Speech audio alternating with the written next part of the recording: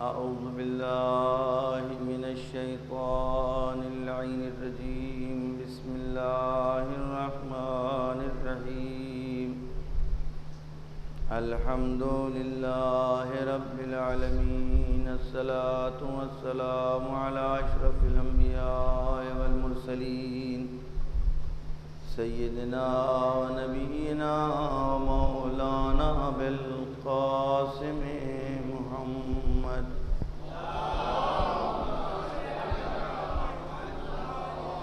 وآله الطيبين الطاهرين المعصومين المنتجبين المنتخبين المطهرين الذين أذهب الله عنهم الرجس وطهرهم تطهيرا.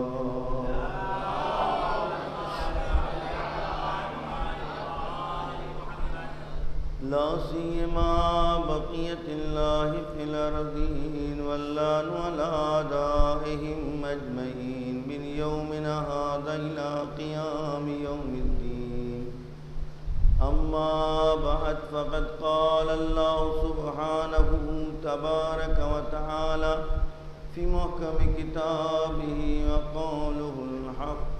بسم الله الرحمن الرحيم. ولا تقولوا لمن يقتل في سبيل الله أموات بل أحياء ولكن لا تشكرون. صلی اللہ علیہ وسلم.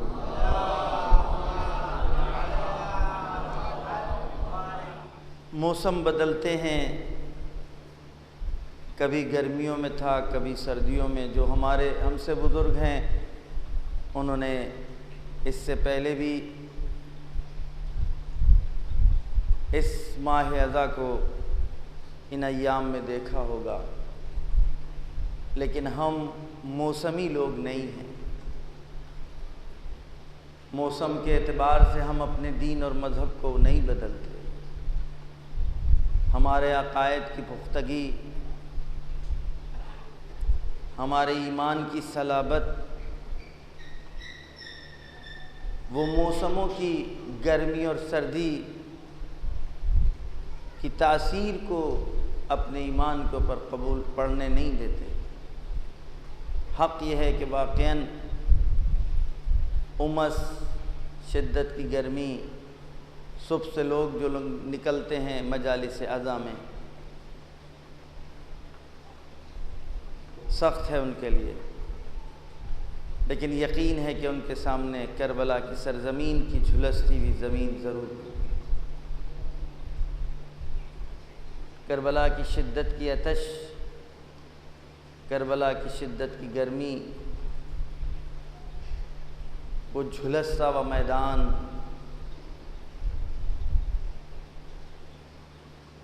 اور وہ سخت اور سنگ دل بنی امیہ کے بھیجے ہوئے قاتل و جابر حیوان خونخوار، ان کے درمیان امام حسین علیہ السلام کا ایک چھوٹا سا کاروان اور قافلہ.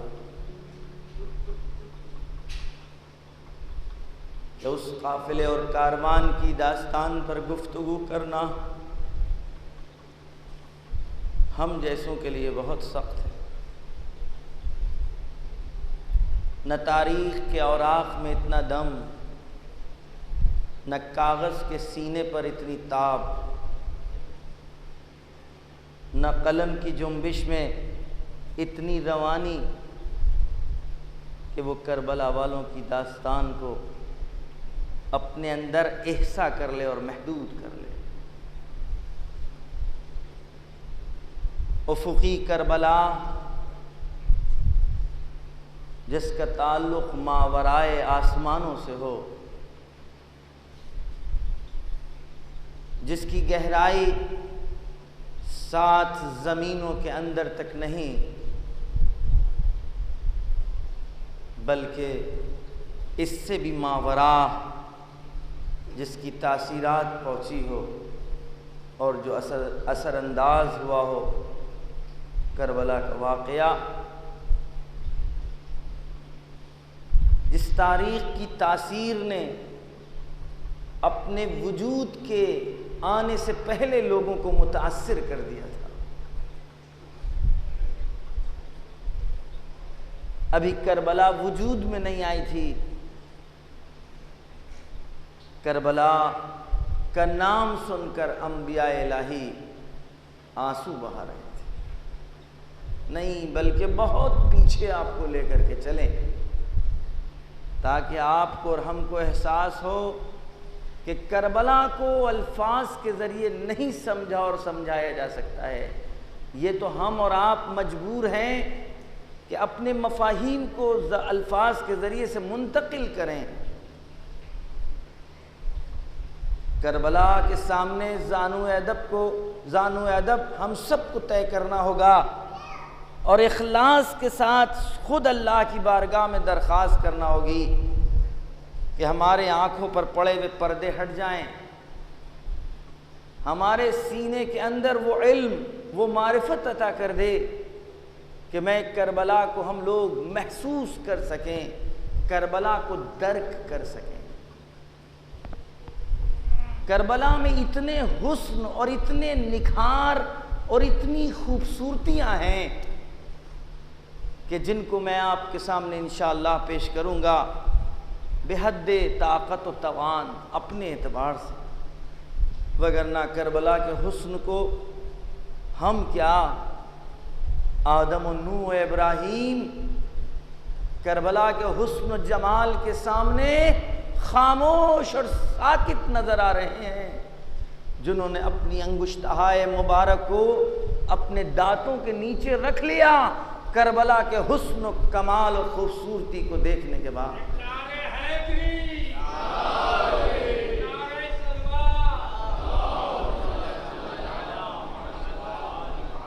جہاں کربلا کے سورما کے نام پر اگر حضرت آدم کی نگاہ پڑ گئی، جنت کے دروازے کے اوپر، تو حضرت آدم رک گئے. وجود ظاہری کی بات نہیں ہے، عالم ارواح کی بات ہے. جب کبھی آدم روئے زمین پر نہیں آئے، عالم ارواح کی بات ہے، عالم معنی کی بات ہے. پروردگار کی بارگاہ میں ہاتھوں کو بلند کر کے درخواست کر رہے ہیں، اے میرے پروردگار 5 نام ہیں، ہر نام پر میری نگاہ پڑی لیکن میں گزر گیا، لیکن جب میری نگاہ اس آخری نام اور 5ویں نام پر پڑی تو میرے دل کے اندر ایک چبھن، تڑپ، بے چینی، اضطراب کہ اس کیفیت کو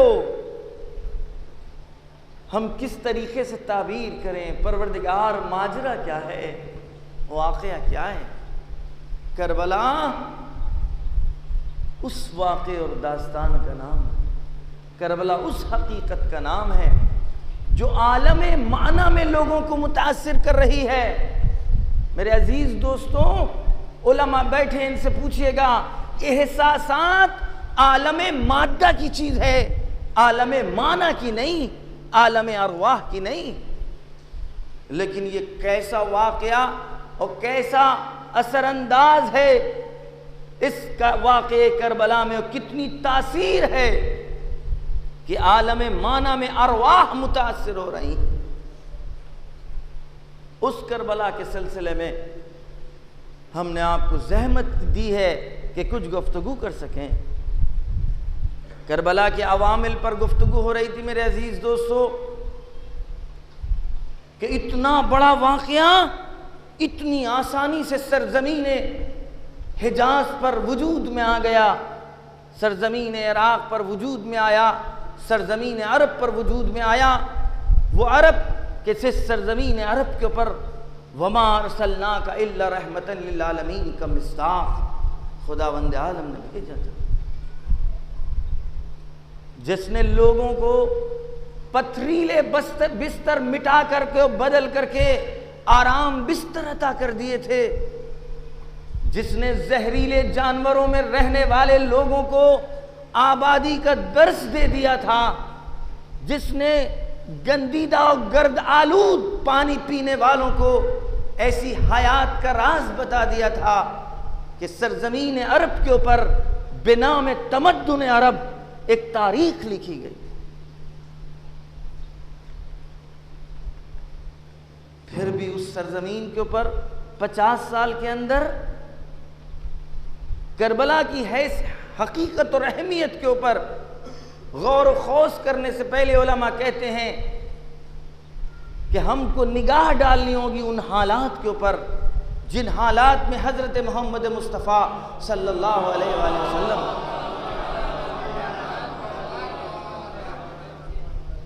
صلوات بھیجیں محمد والے۔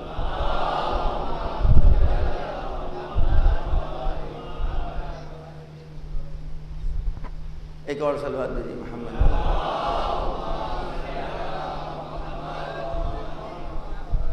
جن حالات کے پیش نظر اس دور کو دور جاہلیت کہا جاتا ہے، اس دور جاہلیت کو رسول اکرم نے اپنی تعلیم و تربیت کے ذریعے سے، میں انشاءاللہ آنے والے اوقات میں خطبہ حضرت علی بن ابی طالب کی کچھ جھلکیاں پیش کریں گے کہ جس میں آپ نے اس زمانے کی توصیف کی ہے۔ آج میرا یہ موضوع نہیں ہے، آج صرف بات آ گئی ہے اور مجھے یہاں سے گزرنا ہے۔ جس زمانے کی توصیف و تبیین جناب فاطمہ زہرا سلام اللہ علیہ نے اپنے خطبہ فدکیہ میں پیش کی ہے کہ تم کس طریقے کی زندگی گزار رہے تھے، اور ہمارے باپ محمد مصطفیٰ صلی اللہ علیہ وآلہ وسلم کی تعلیم و تربیت کے نتیجے میں تم کہاں سے کہاں پہنچے ہو۔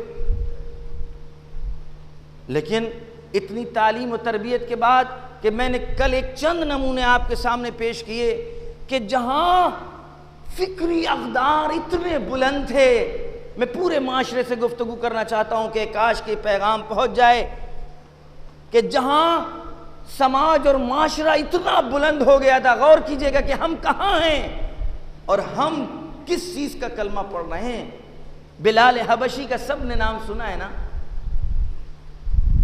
اس معاشرے کو، اس سماج کو رسول اکرم نے اتنا بلند کر دیا تھا، اتنا بام عروج پر پہنچا دیا تھا۔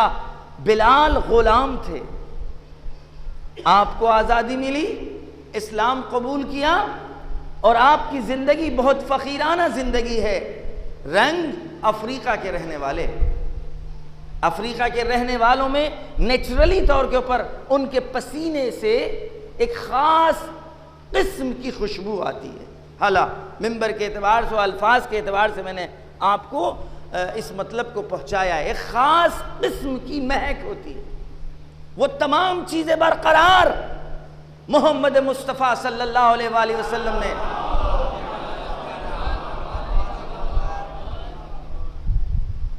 جناب بلال سے فرمایا، بلال کیا تمہیں شادی نہیں کرنا؟ کہا کیوں نہیں، لیکن ہم کو کون رشتہ دے گا؟ میں صرف سماج کی ایک جھلکی پہنچانا چاہتا ہوں کہ اس معاشرے کو رسول اکرم نے کہاں پہنچا دیا تھا۔ رسول اکرم نے بلال سے کہا، بلال فلاں امیر کے پاس جاؤ۔ اللہ اکبر! مربی بشریت کہاں تک تھا اور اس کی نگاہیں کیا دیکھ رہی تھی؟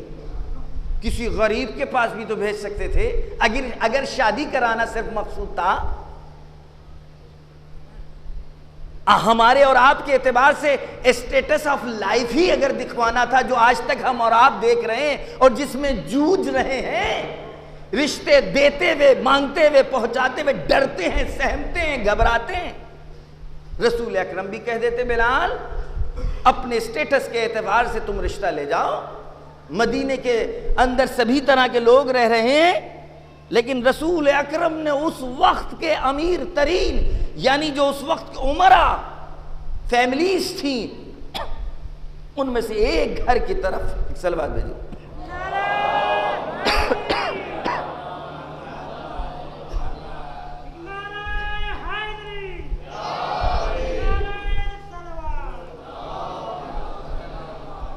صرف میں نے جو زحمت دی ہے کہ جناب بلال کے جواب کی خاطر بلال سے کہا فلاں فلاں گھر میں جاؤ، فلاں خانوادے کے پاس جاؤ اور اپنی درخواست پیش کرو۔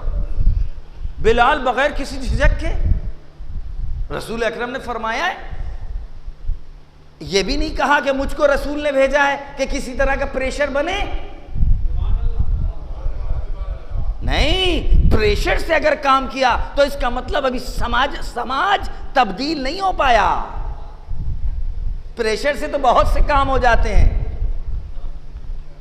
بلال جائے کیونکہ رسول کا حکم ہے، اب ان سے نہیں کہا میں کیوں جاؤں اور وہ نہیں، رسول کا حکم ہے، جا کر کے دق الباب کیا، صاحب خانہ باہر 2 جملوں میں رشتہ لے کر کے آئیں اپنے لیے، ان تزوجونی فالحمدللہ وان تمنعونی فاللہ اکبر، اگر میرا رشتہ آپ نے قبول کر لیا تو حمد و ثنا ہے اس پروردگار کی، اور اگر آپ نے منع کر دیا تو اللہ بہت بڑا ہے۔ صلوات بھیجیے محمد والے میں، ایک اور صلوات بھیجیے محمد والے میں۔ اب اس پر تبصرہ نہیں کرنا ہے کیونکہ موضوع یہ نہیں ہے۔ اس معاشرے کو رسول اکرم نے کتنا بدلہ اور کتنی تبدیلی اس معاشرے اور سماج میں لے کر کے آئے کہ جہاں ایک اونٹ کے قتل ہو جانے کے اوپر 70 سال تک لڑائیاں ہوا کرتی۔ اس معاشرے کی ایک جھلکی میں نے کل آپ تک پہنچائی نا، اسی معاشرے میں کتنی تبدیلی لے کر کے آئے کہ ایک زخمی کے پاس پانی لے کر کے پہنچ رہے ہیں تو وہ منع کر رہا ہے، پھر دوسرا منع کر رہا ہے، تیسرا منع کر رہا ہے، ایثار۔ اس معاشرے میں اتنی جلدی تبدیلیاں آ گئی 50 سال کے اندر کہ اس رسول کا نواسا،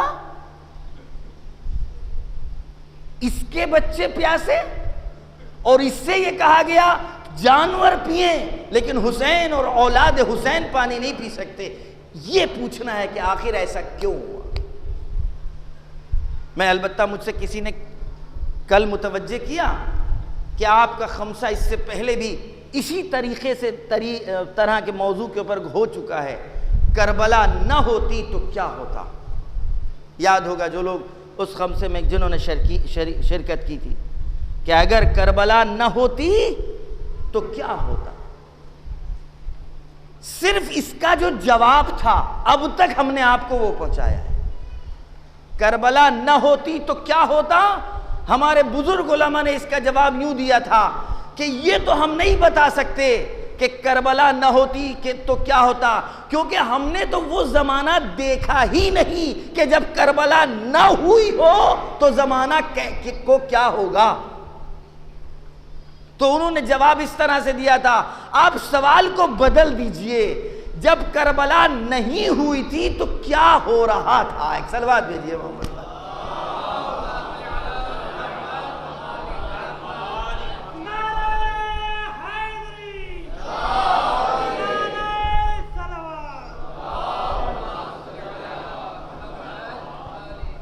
اس پر ہم گفتگو کر چکے ہیں، لیکن آج جن عوامل کو ہم نے آپ کے سامنے 2-1 دن میں پیش کیا ہے اس سے عبرت حاصل کرنا ہے، اس پر گفتگو ہم نے نہیں کی تھی۔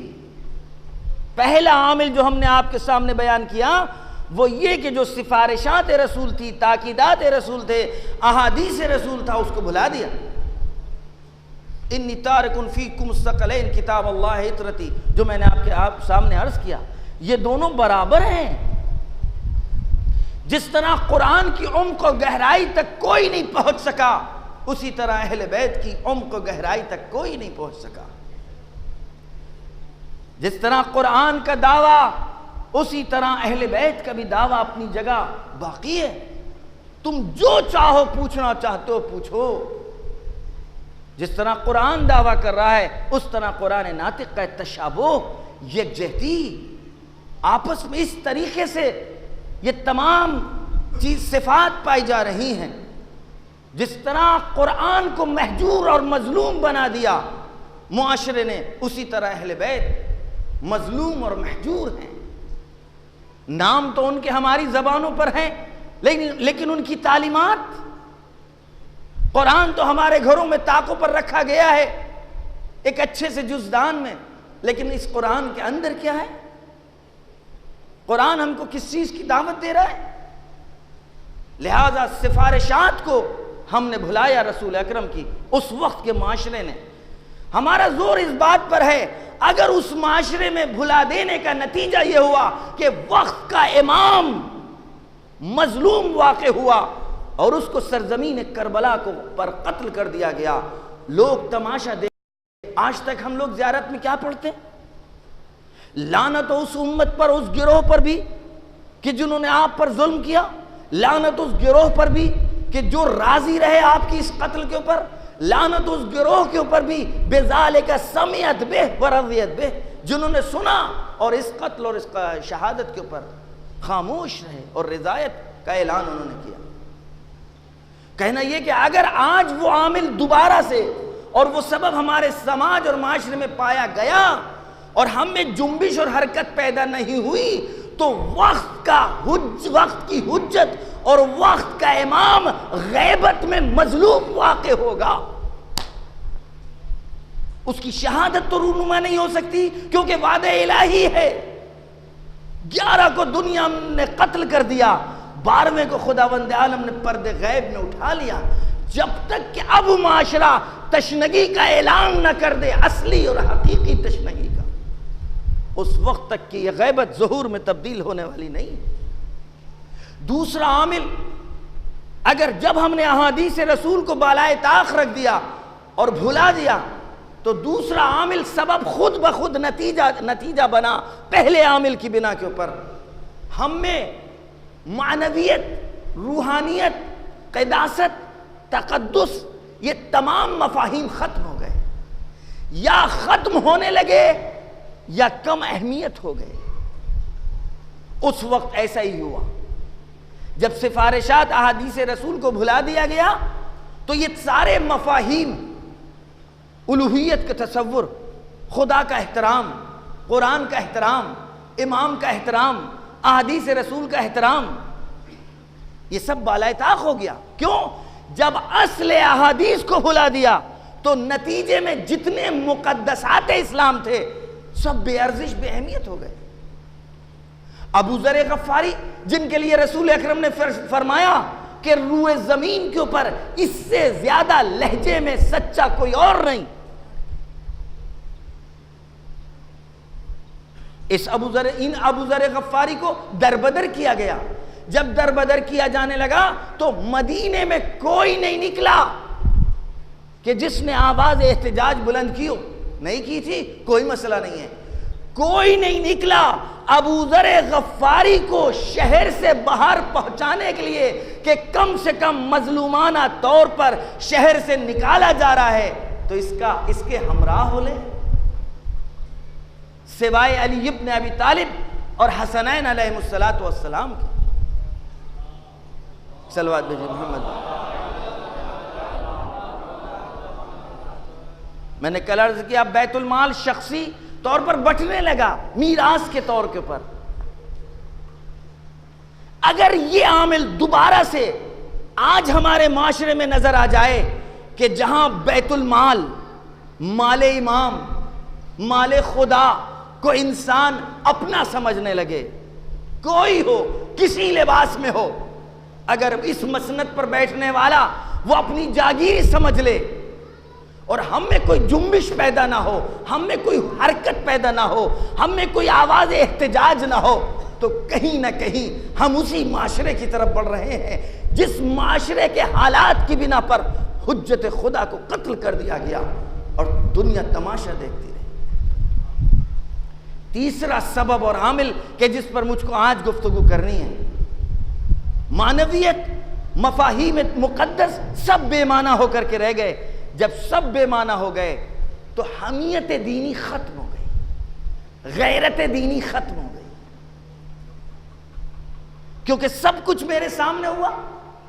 اب ہمارے سامنے معروف کو لوگ انجام نہیں دیں گے ہماری صحت پر کوئی اثر نہیں ہوگا. واجبات کو چھوڑیں گے ہم پر کوئی اثر نہیں ہوگا. منکرات کو انجام دیں گے ہم پر کوئی اثر نہیں ہوگا. کیوں؟ اس لیے کہ جب غیرت دینی ختم ہو جائے، میرے بچوں اور جوانوں خاص طور سے، جب غیرت دینی ختم ہو جائے تو 3 کیفیتیں انسان پر طاری ہوتی ہیں. اس غیرت دینی کے ختم ہونے کے مقابل میں 3 کیفیتوں میں سے اگر تینوں کیفیتیں انسان میں پیدا نہ ہو تو اس کا بدترین نتیجہ ہوگا. سب سے پہلی کیفیت، اگر غیرت دینی ختم ہو جائے کسی معاشرے اور سماج میں اور منکرات عام ہو جائیں تو قلباً دل میں اگر چبھن محسوس نہ ہو تو سمجھ لیا موت کے نزدیک ہو رہے ہیں. کون سی موت؟ بتائیں گے ہم انشاءاللہ. ہم موت کے نزدیک ہو رہے ہیں. اور اگر دل میں چبھن پیدا ہو جائے، جب معاصی الہی ہو رہے ہوں، منکرات الہی کو انجام دیا جا رہا ہو، معروفات کو ترک کیا جا رہا ہو، واجبات کو چھوڑا جا رہا ہو، اور جس چیز سے اللہ اور اس کے رسول نے منع کیا ہو اس کو انجام دیا جا رہا ہو، اور ہم پر کوئی اثر بھی نہ ہو، کچھ بھی نہیں، انکار نہ انکار، ہم ڈشوں کے چکر میں ہوں کہ بھئی لاؤ اس میں روٹیاں نہیں ہیں، اور وہاں واجبات الہی کا مذاق اڑایا جا رہا ہو اور ہم صرف اپنی زندگی میں مشغول اور مصروف ہوں، تو اس کے سخت ترین نتائج میں ہم گرفتار ہو جائیں گے. پہلی کیفیت کا نام ہے کہ دلی اور قلبی طور کے اوپر ہمیں برا لگنا چاہیے ہم کو اس حالت کو دیکھنے کے بعد. اور اگر ہمیں قلباً احتجاج اور اعتراض پیدا ہو گیا اور اس کو ہم نے باقاعدہ باقی رکھا تو زبان کے اوپر الفاظ بن کر کے اظہار نفرت ہونا چاہیے کہ بھئی یہ کام غلط ہے، صحیح نہیں ہے. اور اس مرحلے تک اگر ہم نے اپنے آپ کو پہنچا دیا اور اگر ہم کو حالات نے اجازت دی اور ہم میں قدرت اور طاقت ہے تو ہمارا دین اور ہماری شریعت ہم سے یہ کہہ رہی ہے کہ پھر اقدام کرو اس منکر کو روکنے کا، واجبات کو انجام دینے کا. ایک صلوات دیجیے.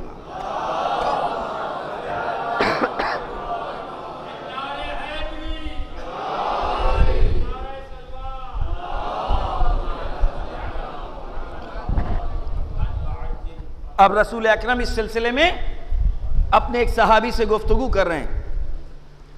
فرماتے ہیں ایک زمانہ ایسا بھی ہو جائے گا جب تم امرتم المنکر، تم منکرات کی دعوت دو گے، وَدَعَوْتُمْ إِلَى الْمُنْكَرِ، لوگوں کو دعوت دو گے منکرات کی.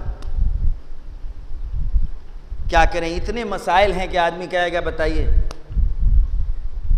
وَنَّهَيْتُمْ عَنِ الْمَعْرُوفِ، اور واجبات سے روکو گے.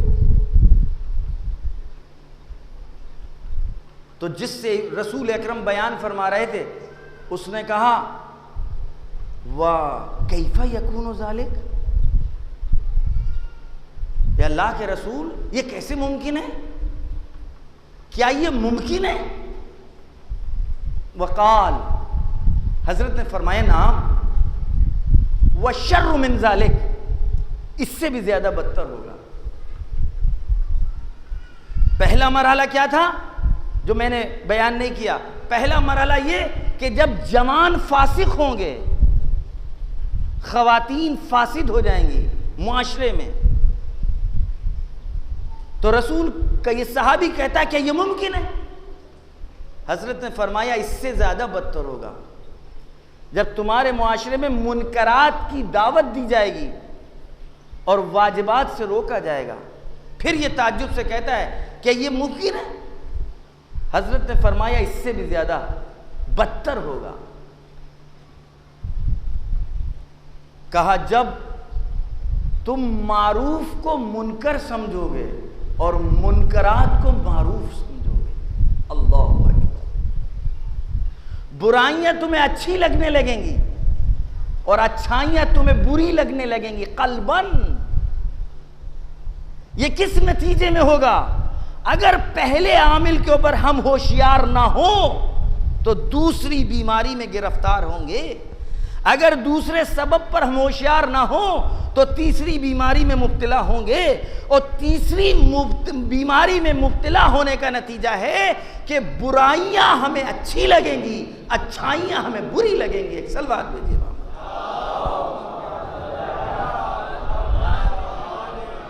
اور یہ سب کچھ اس زمانے میں ہو رہا تھا جبکہ زمانہ مردہ ہو چکا تھا، معاشرہ مر چکا تھا۔ جب کوئی معاشرہ اور سماج اس منزل تک پہنچ جائے تو سمجھ لیے وہ معاشرہ مرا ہوا معاشرہ ہے، مردہ معاشرہ ہے، اس میں حیات نہیں ہے، کیونکہ ارادے چھن چکے ہیں، اختیارات ختم ہو چکا ہے۔ یہ بہتی سطح آپ کے اوپر بہتی ہوئی لاش ہے کہ جو پانی کے تھپیڑوں کو چیر کر کے اپنے راستے کو معین نہیں کر سکتی، بلکہ یہ دھارا اس کو جہاں لے جائے گا یہ وہاں جائے گا۔ علماء نے موت اور حیات کی علامتیں بتائی ہیں میرے عزیز دوستوں۔ حیات یعنی ارادے کا مالک ہونا، حیات یعنی قدرت، حیات یعنی فیصلے کی صلاحیت، حیات یعنی جنبش، حیات یعنی حرکت، حیات یعنی نہضت، حیات یعنی انقلاب۔ ابتدا اس حیات کی ارادے سے ہوتی ہے، ارادہ فیصلے میں تبدیل ہوتا ہے، فیصلہ اقدام میں بدلتا ہے، اقدام حرکت بنتی ہے، حرکت تحریک بنتی ہے، تحریک نہضت میں بدلتی ہے، اور جب نہضت بنتی ہے تو انقلاب وجود میں آتا ہے۔ صلوات دیجیے۔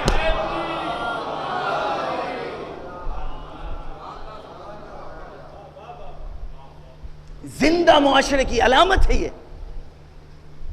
آپ دیکھ لیں، زندہ اور مردے کی علامتوں کو دیکھنا ہے تو کسی دریا اور ندی میں جا کر کے دیکھ لیں۔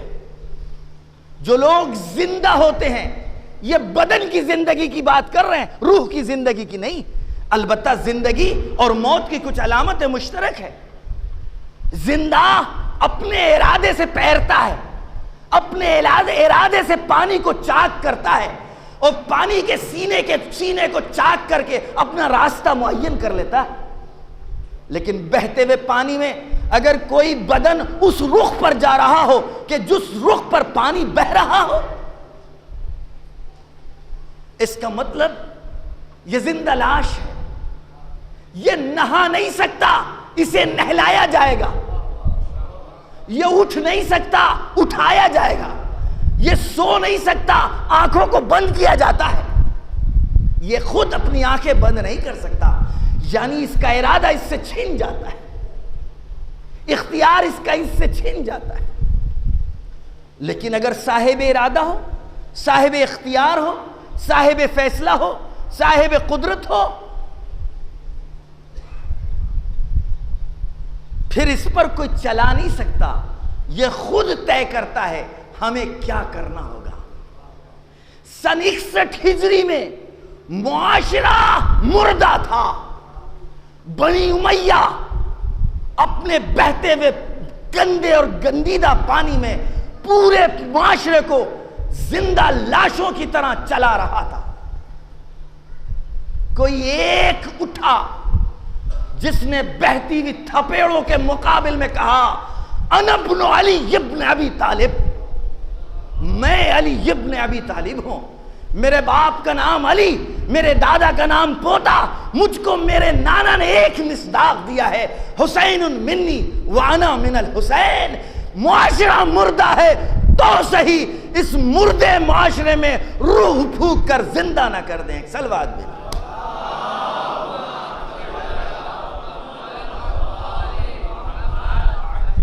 کل مجھ سے کسی جوان نے کہا تھا مولانا صاحب توابین کے بارے میں کچھ بیان کیجئے گا۔ وہ مردہ معاشرہ جو بہتی لاش کی طرح تھا، کربلا کے واقعے کے بعد معاشرہ اتنا زندہ ہو گیا کہ توابین کی شکل میں لوگ بیدار اور زندہ ہو گئے۔ البتہ اگر وقت پر اقدام کرتے تو نتائج یہ نہ ہوتے۔ وقت پر خاموشی کا نتیجہ تھا کہ قتل کیے گئے، لیکن اب مردگی میں نہیں مارے گئے، زندہ ہو کر مرے تو بہرحال ان کو اس کا اجر ملے گا. صلوات بھیجیے.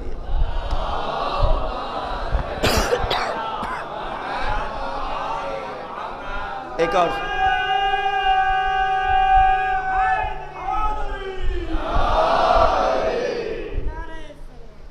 صلوات بھیجیے محمد.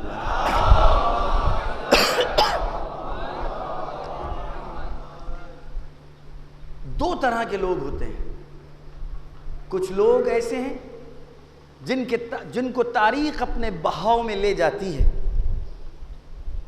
یہ تاریخ میں کہیں نظر نہیں آتے. یہ تاریخ کے بہاؤ میں گم ہو جاتے ہیں, فنا ہو جاتے ہیں. ان کو اگر ڈھونڈا بھی جائے تو یہ ملتے نہیں. ہم جیسے لوگ جن کی زندگی کھانا اور پینا, سونا اور آرام کرنا ہے, ان کو تاریخ کبھی یاد نہیں رکھتی, اس لیے کہ یہ حیات کا خاصہ ہے. اگر حیات مادی ہے تو اسے بھوک لگے گی, کھانا چاہیے.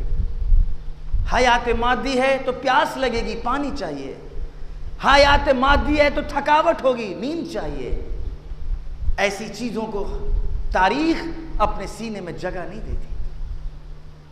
ایسے لوگ تاریخ میں دفن ہو جاتے ہیں.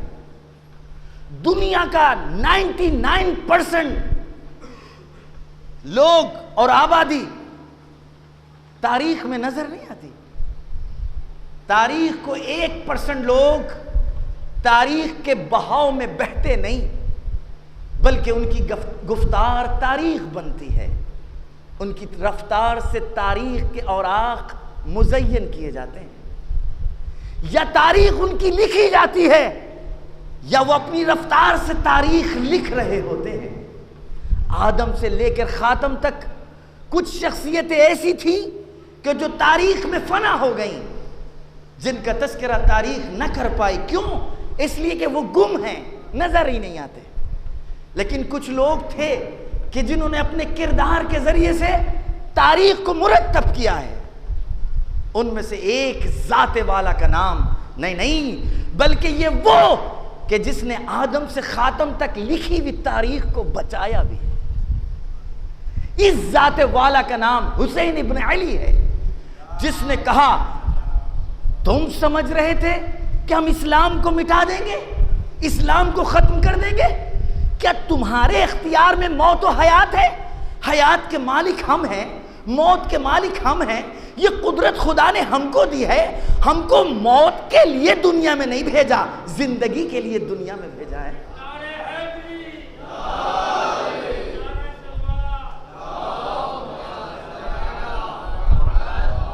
لہذا علی ابن ابی طالب علیہ السلام نے اپنی گفتار, اپنی رفتار, اپنے طور طریقوں اور فیصلوں سے تاریخ کو زندہ کر دیا.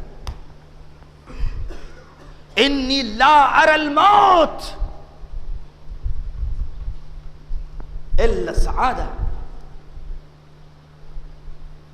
ولا الحیات مع الظالم الا برما. ہم موت کو سعادت سمجھتے ہیں اگر حق کے ساتھ ہو, سچائی کے ساتھ ہو, ایمان کے ساتھ ہو. اور حیات میرے نزدیک موت ہے. نہیں, موت سے بدتر نیستی اور پستی ہے اگر ظلم اور ظالم کی ہمراہی میں ہو. حسین ابن علی نے تاریخ کی موڑ کو مرتب کیا, تاریخ کے رخ کو مرتب کیا.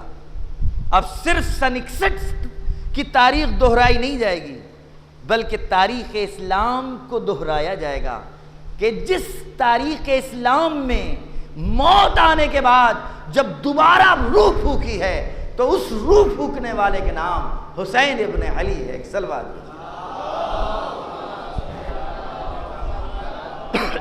ایک اور صلوات جی محمد.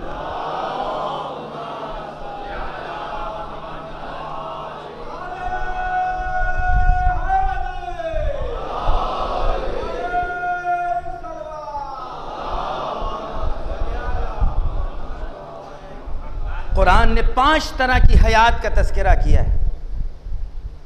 اس 5 قسم کی حیات کے مقابل میں 5 قسم کی موت بھی ہوگی طبیعی طور پر۔ پہلی حیات کی تعریف اور جو مفہوم قرآن نے پیش کیا ہے سورہ حدید کی 17ویں آیت 17 وَاعْلَمُوا أَنَّ اللَّهَ يُحْيِي الْأَرْضَ بَعْدَ مَوْتِهَا، جان لو اور سمجھو کہ خداوند عالم مردہ زمین کو دوبارہ زندہ کرتا ہے، حیات دیتا ہے۔ میں پوچھنا چاہتا ہوں یہ حیات ہے ہماری اور آپ کی؟ جو مردہ زمین کو حیات ملتی ہے، جو ہمارے پاس حیات ہے، یہ حیات ہے؟ دین اسلام جو ہم سے حیات طلب کر رہا ہے وہ یہ حیات ہے جو اس مردہ زمین کو خداوند عالم حیات دے کر دوبارہ زندگی دیتا ہے؟ بنجر زمینوں کے اوپر جب باران رحمت کا نزول ہوتا ہے تو بنجر زمینیں آباد ہوتی ہیں، ان کے سینے کھلتے ہیں، ان پر پودے اور سبزے لہلہ آتے ہیں۔ اس مردہ زمین کی یہ زندگی ہے۔ قرآن ایک دوسری حیات کے مفہوم کو پیش کر رہا ہے سورہ فصلت میں، اعلان کر رہا ہے ان الذی احیاها لمحیی الموت، وہی جس نے زمینوں کو زندگی عطا کی ہے وہی مردے کو بھی زندہ کرتا ہے۔ کیا یہ زندگی جو مردے کو زندگی مل رہی ہے یہ زندگی مراد ہے جو دین اور اسلام ہم سے چاہ رہا ہے؟ اس لیے کہ یہ زندگی تو جانوروں میں بھی پائی جاتی۔ ایک حیات وہ حیات ہے جو ہم میں اور حیوانات کے درمیان مشترک ہے، کامن ہے۔ وہ کون سی حیات؟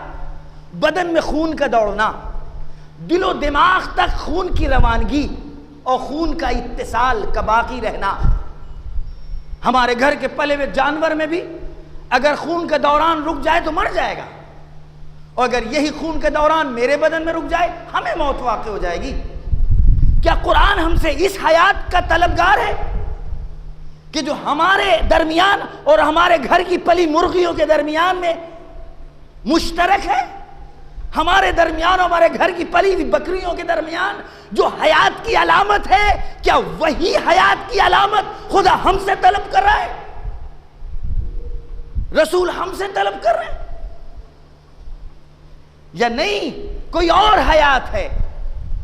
وہ حیات حیوانی نہیں، حیات انسانی ہے۔ حیات انسانی یعنی ضمیر کا جاگنا، حیات انسانی یعنی فطرت کا باقی رہنا اور فطرت کا زندہ رہنا، حیات انسانی یعنی عقل، حیات انسانی یعنی شعور، حیات انسانی یعنی فہم، حیات انسانی یعنی بصیرت۔ خدا کی قسم کربلا کے مرقع میں وہ تمام حیات انسانی بے معنی اتم و اکمل پائی جا رہی تھی، چاہے 6 ماہ علی اصغر کے اوپر نگاہ ڈالے یا 13 سالہ قاسم پر نگاہ ڈالے یا جوان علی اکبر پر نگاہ ڈالے یا 84 سال حبیب ابن مظاہر پر یا آئے ہوئے حر پر نگاہ ڈالیں یا 14 روز پہلے ایمان لائے ہوئے وحب پر نگاہ ڈالیں، کیونکہ سب میں ایک روح پھونکنے والا اس حیات کا، اس اسرافیل کا نام ہے امام حسین ابن علی۔ ایک صلوات بھیجئے۔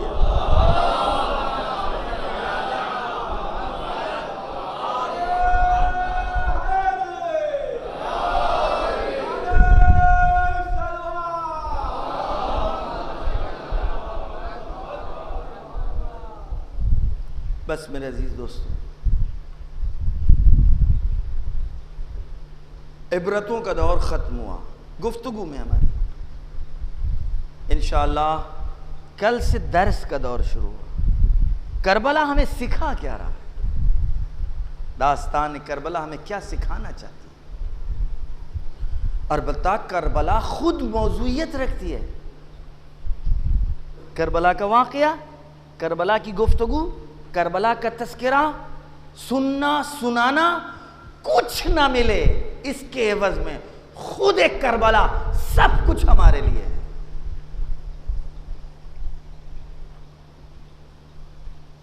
یہ اور بات ہے کہ کربلا ہمیں کچھ دینا چاہتی ہے،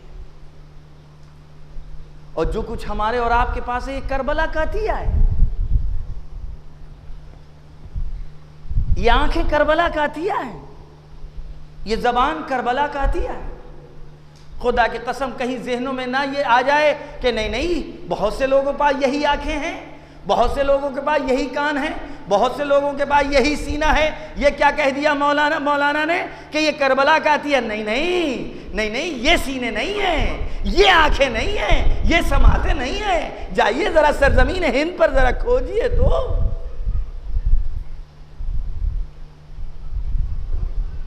وہ آنکھیں جو الا قتل الحسین بکربلا کے پر نمناک ہو جائے، وہ سینہ جو یا حسین کی صدا نکالتے وقت کپ کپا اٹھے،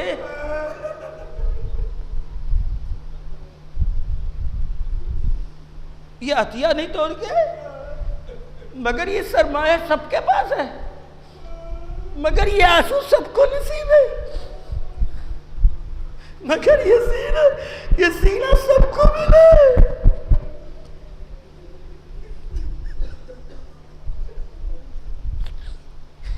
انسان جب نعمتوں میں رہ رہا ہوتا ہے تو اس کو احساس نہیں ہوتا نعمت۔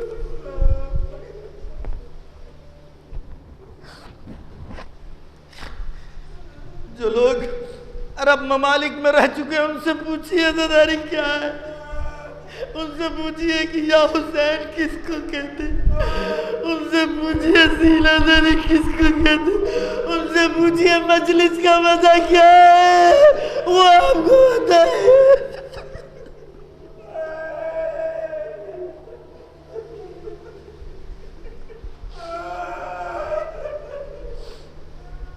میں نے وہ عرب ممالک بھی دیکھے جہاں مجلسیں برپا ہوتی ہیں تو لوگ اپنی جوتے چھپاتے ہیں، نالے چھپاتے ہیں، باہر ایک جگہ جمع نہیں ہونے دیتے، مجلس ختم ہوتی تو ایک ساتھ لے لیے۔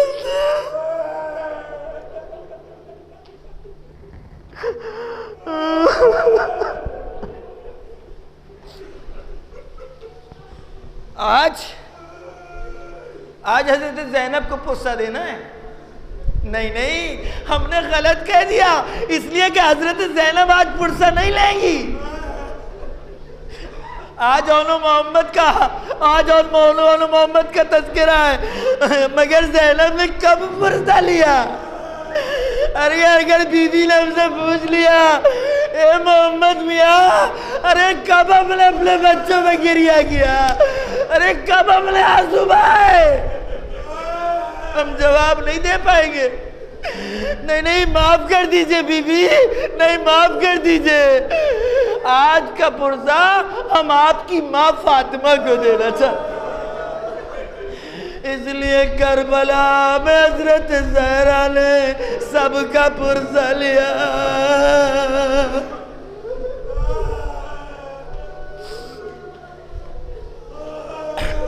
بتائیں ہم کو، بتائیں کوئی نظیر، بتائیں کوئی مثال، جب ماں اپنے بچوں کو آمادہ کر رہی، جوانوں کو آمادہ کر رہی ہو، میرے لال کل پیچھے نہ رہ جانا، میرے لال کہیں ایسا نہ ہو ارے بھائی کے بچے پہلے قربان ہو جائے۔ شوہر کیسا عبداللہ جیسا، جناب عبداللہ نے کہہ کر کے بھیجا ہے بی بی کہیں ایسا نہ ہو اور شرمندہ رہے۔ بی بی اکبر سے پہلے شہید ہونا چاہیے، بی بی قاسم سے پہلے، ارے بی بی ہم نہیں آ پائے، بی بی ہم چاہتے ہماری غیبت کو ہمارے بچے قربانی کے ذریعے جبران کر دے۔ ارے زینب نے اپنے بچوں کو کہا جاؤ بچوں، دیکھو اگر تمہارا ماموں تمہیں اجازت نہ دے تو اماں کی قسم دینا، اگر تم کو اجازت نہ دے تو میری ماں فاطمہ کا واسطہ دینا۔ ارے یہ جمال اور محمد اپنے ماموں کے پاس آئے، ماموں جان مرنے کی اجازت چاہتے، نہیں نہیں نہیں، تم لوگوں کو نہیں بیچ سکتے ہیں، تم تو میری بہن کے گھر کا چراغ ہو، تم تو میری بہن کے گھر کے چراغ ہو، تم کو میدان میں نہیں بھیجیں گے۔ اور ایک مرتبہ بچوں نے نہ جانے کس طرح گر گیا کیا، میں تو کہتا ہوں اسی بات پر عمل کیا ہوگا۔ مامو آپ کو امت آیا، نانی فاطمہ کا واسطہ، مامو بابا مجھ کو معاف نہیں کرے گا۔ ارے جب میرے بابا نے بھیجا تھا، تاکید کر کے بھیجا تھا، بچوں پیچھے نہ رہنا۔ اونا محمد کو اجازت مل گئی، مجھے جنگ نہیں پیش کرنا ہے۔ بہرحال جناب جعفر طیار کے پوتے، علی کے نواسے، عہد و خیبر و خندق یاد دلائی ہوگی، لیکن کچھ ہی دیر کے بعد ان دونوں بچوں کے لاشیں خیمے کے آگے۔ ہمیں جو بات پیش کرنا ہے وہ یہ کہ اب تک جب کوئی لاشا آتا تھا تو سب سے آگے زینب نظر آتی تھی۔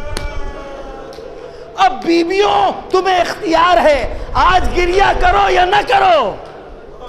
ہمارے جوانوں آپ کو اختیار ہے، آنسو بہائیں یا نہ بہائیں، آپ جانے اور بی بی فاطمہ جانے۔ بس اتنا یاد رکھیے گا، زینب نے اپنے بچوں پر آنسو نہیں بہائے۔ جب بھی لاشیں آتے تھے، کوئی لاش آیا سب سے آگے زینب ہے، لیکن اب جو محمد کے لاشیں لائے گئے، بیویوں نے تلاش کرنا شروع کر دیا، زینب کہاں ہے، زینب کہاں ہے؟ ارے کہتے زینب نے اپنے خیمے کا پردہ گرا دیا۔ ہائے اب ذاکرین علماء پڑھتے ہیں، ارے زینب گوشے میں سر کو اپنی جبین کو زمین پر رکھ کے بارلا بارلا تیرا احسان، تو نے ہماری اس قربانی کو۔ ہائے بی بی زینب، ارے تم اپنے بچوں کی لاشوں پر تو نہیں آئی، لیکن ہائے جب حسین کو تنا دیکھا، اکبر کی لاش پر سب سے آگے زینب